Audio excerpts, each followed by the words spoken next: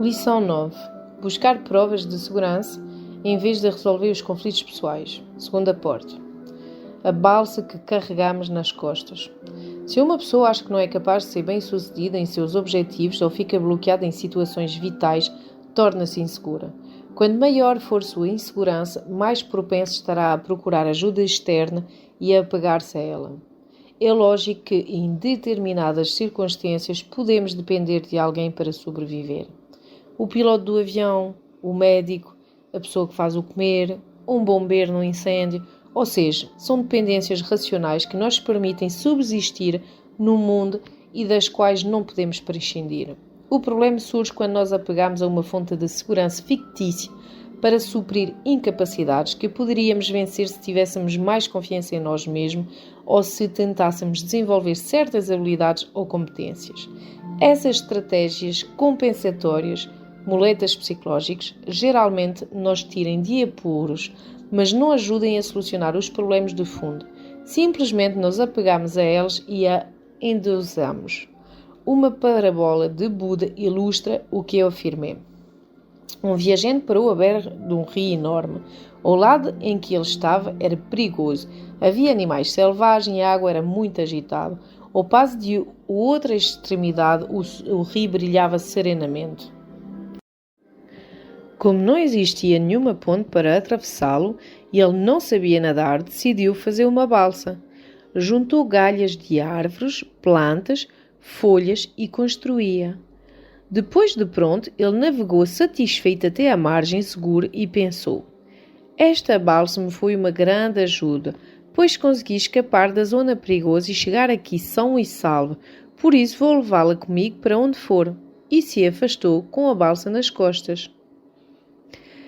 Quantos de nós agimos assim? Apegamos-nos a balsas que um dia nos foi útil e a carregamos por via das dúvidas, pensando, ninguém está livre de uma eventual inundação. Contudo, uma coisa é ser previdente e outra é ser dependente. Na vida, incorporamos à mente uma infinidade de coisas inúteis para enfrentar situações imponderáveis que nunca chegam. Armazenamos coisas que supostamente sanaram nossas incompetências em vez de resolvê-las. A solução é aprender a nadar e tirar o salva-vidas que ainda usamos. O perfeccionismo como sinal de segurança. Marcela tinha 22 anos quando procurou ajuda profissional. Sentia-se muito estressada e cansada.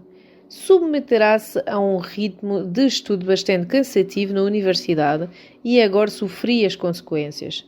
Além disso, seus excelentes resultados eram elogiados pelos pais e professores que a tomavam como um exemplo de responsabilidade e dedicação.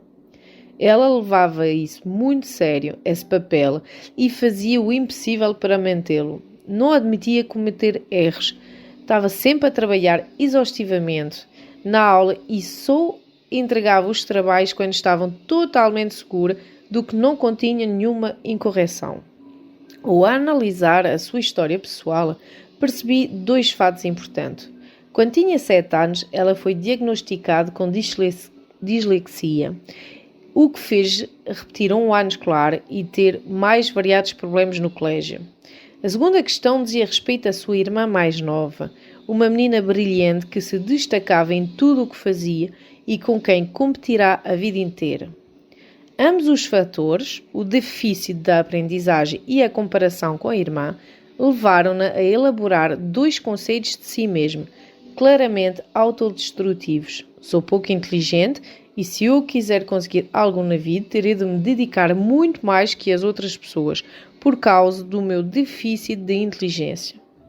Cresceu com essas ideias na cabeça, tentando se destacar em suas atividades e se esforçando bem mais do que deveria. O perfeccionismo que seus conhecidos tanto elogiavam não passava de um escudo de proteção e uma maneira de corrigir o suposto déficit da sua capacidade intelectual. A balsa a que Buda se referia. Esse era o seu grande segredo. Quando lhe sugeri que se submetesse a um teste de inteligência, ao princípio entrou em pânico e negou-se, mas depois aceitou a contragosto. No dia em que lhe entreguei os resultados da avaliação, ela me disse: "Vamos lá, quero saber qual é o meu grau de retardamento." Respondi que os dados revelavam outra coisa. O seu quociente de inteligência era insistente em todas as áreas, o que indicava que ela era mais inteligente do que 70% da população. Embora não fosse um gênio, era uma jovem muito capaz. Esse resultado, ao lado de outros dados, mostrou a ela uma contradição curiosa. O perfeccionismo exagerado que tinha desenvolvido justamente para superar a sua hipotética incompetência era a causa do seu mal-estar. A emenda saíra pior que o soneto, e como acontece nesses casos, o medo do fracasso gerou mais efeitos negativos do que o próprio fracasso. Finalmente, à medida que ela foi ganhando confiança em suas habilidades, o perfeccionismo irracional perdeu a funcionalidade e deixou de ser útil, simplesmente desapareceu. Assim como um pedaço de madeira podre se desprende de um barco abandonado, parafraseando alguns mestres budistas. Às vezes era aprovado nos exames, outras reprovado, como a maioria dos estudantes, sem grandes problemas. Os professores observavam nele um retrocesso e eu uma melhora.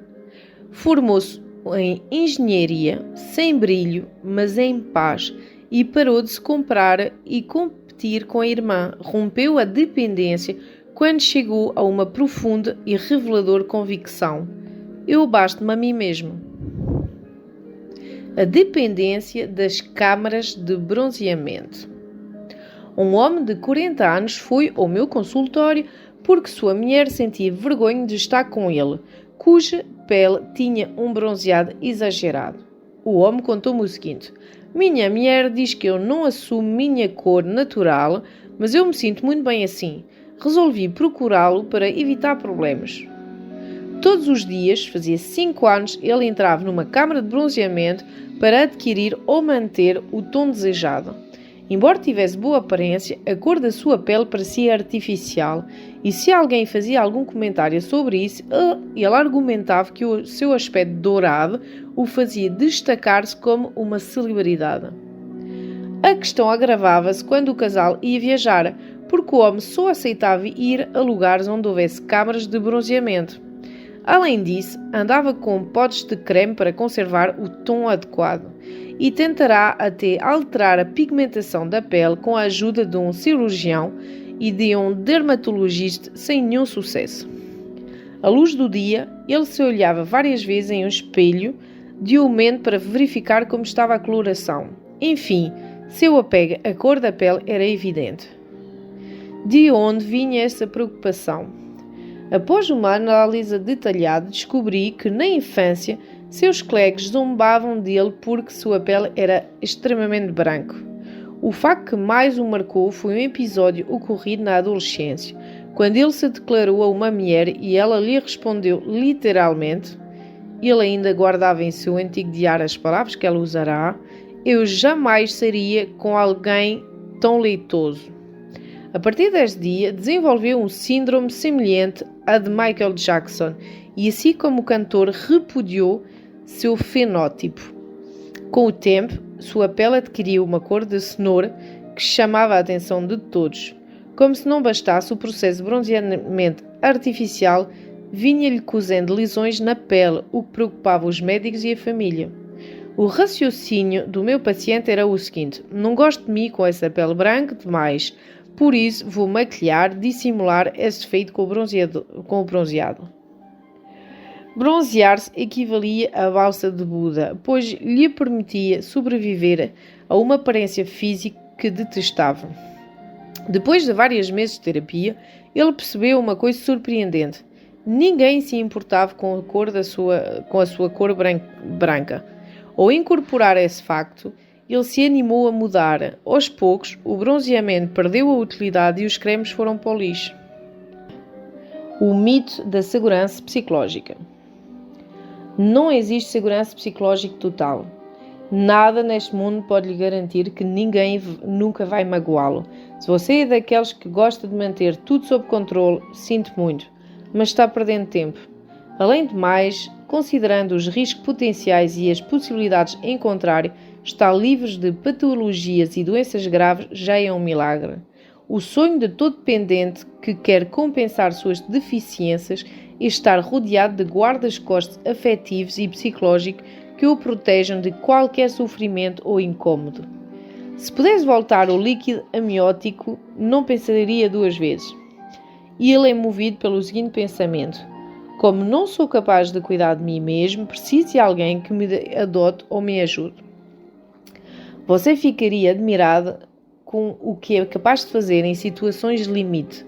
Os seres humanos foram feitos para resistir e a evolução tem-nos preparado para lutar pela sobrevivência. Viver não é estar numa bolha que lhe tira a mobilidade e a capacidade de exploração. A busca de segurança a qualquer preço o torna lento e pesado, e você será cada dia mais inútil e vulnerável, exatamente o que queria evitar quando recorreu aos seus salvadores. Um molusco tinha muito orgulho da sua carapaça e vivia-se vangloriando dela. Um dia, disse a um peixe: minha concha é um castelo bem fortificado. Quando fez, ninguém pode me fazer mal, no máximo me apontar com o dedo. É impenetrável, por isso vive tranquilo e seguro. Então, enquanto falava, sentiu um respingo. O peixe fugiu imediatamente e o outro se enfiou na carapaça. Passou-se um bom tempo até que o molusco começou a se perguntar o que havia acontecido. Como tudo parecia muito tranquilo, abriu suas válvulas para verificar e notou que não estava em seu meio habitual.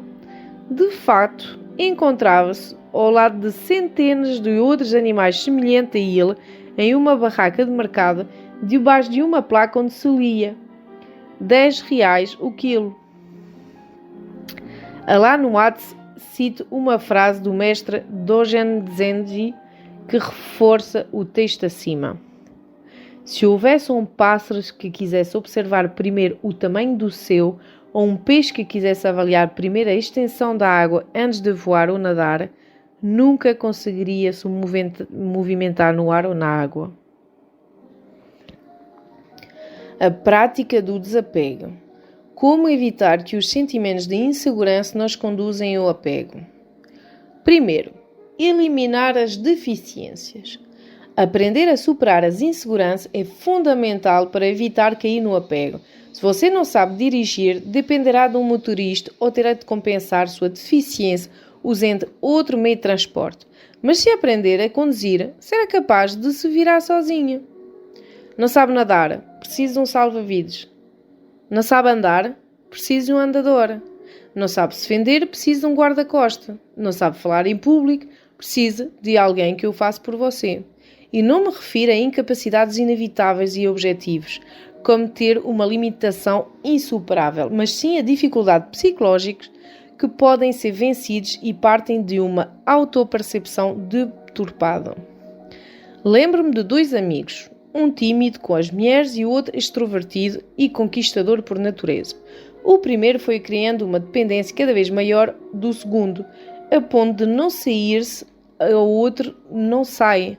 Certo dia, numa consulta, ele disse-me: eu, meu amigo, que me arrumo encontros com mulheres, porque sou muito inseguro com elas, então depende dele. Porém, a dependência se generalizou e o meu paciente acabou se transformando numa espécie de escravo amistoso. Fazia compras para o amigo, cuidava da casa, resolvia assuntos burocráticos e muito coisas mais. Passou de amiga a empregada, de companheira a servidora e tudo por receio de perder a vantagem de não ter de enfrentar a rejeição feminina. Esse era o truque implícito. Em qualquer relacionamento em que prevalece a dependência e a necessidade de compensação, o vínculo pode-se desvirtuar ao máximo. Por fim, ele aceitou um tratamento em habilidades heterossociais para facilitar sua aproximação do sexo oposto e conseguiu se libertar da relação doentia com o amigo. Quando você se livra de uma deficiência, quase sempre elimina um ou vários apegos que lhe serviam de escudo. Essa é a regra. Essa é a lei dos que entram na dependência pela segunda porta e conseguem sair. Segundo, caminhar no vazio. e a sensação que temos quando decidimos largar a bengala pela primeira vez e andar sozinhos na vida. Talvez você caia 1 ou 2 vezes, mas mais cedo ou mais tarde vai conseguir ficar em pé. Tive uma paciente que sofreu uma vertigem e a partir desse dia, embora tenha-se curado do mal físico, passou a sentir medo de perder o equilíbrio ao andar sozinha. Tocar em objeto fixo e sólido enquanto caminhava ou simplesmente se apoiar na parede lhe dava suporte. Uma das estratégias do tratamento terapêutico foi levá-la, logicamente com o seu consentimento, a um parque aberto e deixá-la aí no meio de um campo enorme sem nada por perto. A primeira coisa que ela fez foi sentar-se, pois a terra era um lugar seguro. Ao perceber que tinha de se mover, sem ajuda, tentou rastejar, mas não foi capaz. Então não teve outro jeito senão se levantar e caminhar sem nenhum ponto de referência além do equilíbrio natural do próprio corpo, embora fosse tropeçando. Depois de várias tentativas, ela conseguiu se movimentar sem apoio. Hoje em dia, costuma caminhar rápido todos os dias. Para eliminar o apego, é preciso cultivar um controle interno naquilo que é fundamental. Eu dependo de mim, um ato de autonomia e dignidade. Caminhar no vazio é andar sozinho de propósito até ser capaz de se mover sem muleta alguma. A fórmula é simples. Seja responsável por você e cuida-se. Terceiro, o poder libertador do tédio. O caminho para o desapego nem sempre surge da tomada de consciência e da iluminação. Muitas vezes existe uma saída mais simples, menos transcendente e talvez mais biológica. O tédio ou o cansaço e a saturação de ter de carregar o peso do apego, porque, embora os apegos nos prendem, somos nós que o suportamos. Chegar ao limite pode ser tão libertador como alcançar o seu. Podemos nos entediar com qualquer coisa que roube o sentido da nossa vida, que nos obriga a um comportamento de que não gostamos ou que vá contra nossos princípios. Ficamos incomodados com vontade de mudar e este fastio é positivo, pois nos leva a agir em benefícios próprios e sair da mesmice. É ânsia de liberdade, tranquilidade e paz. Sente o tédio. As palavras seguintes são atribuídas a Buda. O iluminado está cansado do material, das sensações, das percepções, das armadilhas da mente e da consciência. Com o tédio, perde o apego a tudo isso. Graças a esse distanciamento, ele se liberta. E, ao se libertar, descobre o seguinte: já esgotei os meus nascimentos, cumpri minha vida ascética, realizei minha tarefa e não voltarei mais para aqui baixo. O mantra cognitivo do tédio libertador é: cansei de depender, de buscar segurança em toda parte, de me humilhar por medo, de me esquivar de perigos que não existem, de me sentir incapaz de enfrentar a vida sozinho. Não quero mais depender dos mais fortes. Preciso confiar em mim mesmo. Você nunca se sentiu maltratado por alguém? O apego enjoa. Um belo dia você se olha no espelho e não gosta do que vê. Não me refiro ao corpo, é pior que isso. O que o desagrada é o que você enxerga em seu interior. Sente-se diminuído, rastecente, suplicante, com uma fraqueza assustadora. Então, sem nenhum tipo de transcendência ou iluminação, você diz: chega. É um cansaço existencial. Quando fica farto do apego, você começa a agir. Pense nos cachorros que vivem presos e só se movem no espaço de 3 ou 4 metros à sua volta, farejando, andando de lá para cá o tempo todo e sentindo donos do seu mundo minúsculo. A falsa segurança é um aborrecimento. Repito, é melhor viver sem guardiões, sem amuletas, ser o dono do seu destino e, principalmente, traçá-lo e vivê-lo conforme lhe der na telha. Quarto, a vida gratificante como fonte de bem-estar. Para viver bem é preciso desenvolver a força moral.